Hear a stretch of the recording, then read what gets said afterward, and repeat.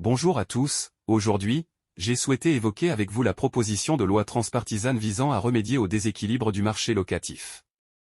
Si vous aimez cette vidéo, je vous invite à cliquer sur j'aime, à vous abonner à ma chaîne et à visiter mon site internet pour plus de contenu. Pour ceux qui souhaitent soutenir mon travail, j'apprécie votre générosité.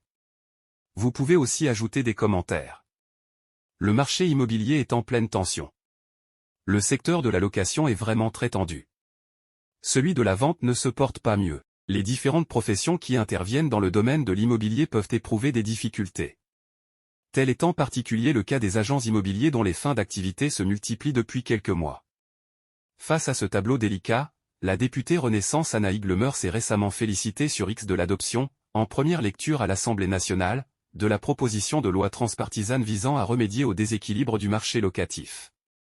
Nous allons passer en revue quelques éléments de cette proposition de loi. Celle-ci vise notamment à revenir sur un avantage fiscal existant au profit de la location courte durée face à la location longue durée.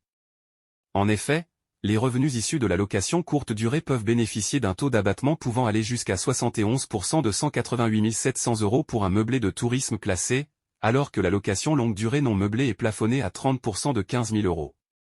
Cette proposition de loi instaure un plafond uniforme calqué sur celui actuellement applicable à la location longue durée, sauf pour les zones rurales très peu denses. Cette proposition de loi prévoit également de réduire le nombre de jours de location autorisés pour une résidence principale devant être louée pour des courtes durées, qui serait ainsi plafonnée à 90 jours au lieu de 120 jours.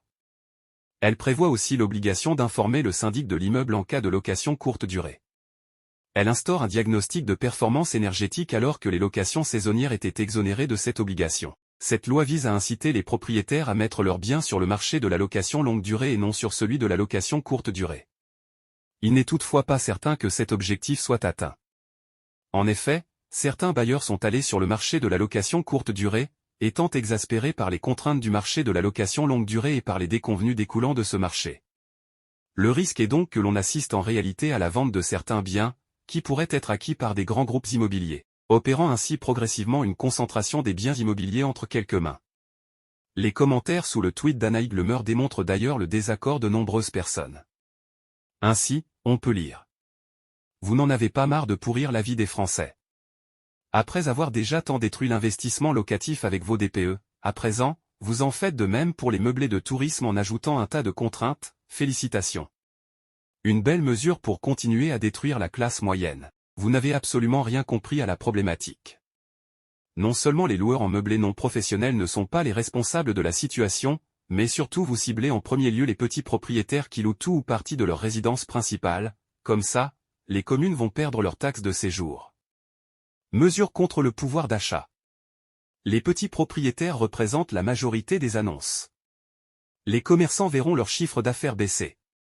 L'attractivité va disparaître, les prix des hôtels augmenter, les recettes fiscales des communes diminueront et la crise du logement restera.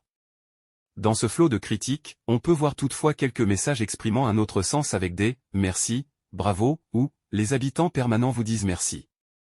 Les différentes tonalités entre les commentaires expriment les divergences d'intérêt entre les bailleurs de taille restreinte et des habitants qui peuvent subir des nuisances résultant des locations courte durée. Cette proposition de loi doit encore être étudiée par le Sénat.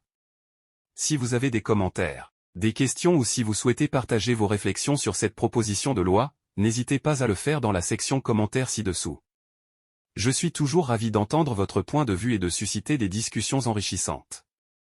Si cette vidéo vous a plu, n'oubliez pas d'exprimer votre bonne appréciation en cliquant sur j'aime, en vous abonnant à ma chaîne pour ne manquer aucune future vidéo et en consultant mon site internet pour accéder à du contenu exclusif. Pour ceux qui souhaitent soutenir mon travail et m'aider à continuer à produire des vidéos de qualité, je vous adresse un immense merci par avance. Chaque soutien compte. Je vous remercie d'avoir consacré votre temps à visionner cette vidéo. À très bientôt pour de nouvelles vidéos extraordinaires. Soyez prudents, et prenez soin de vous.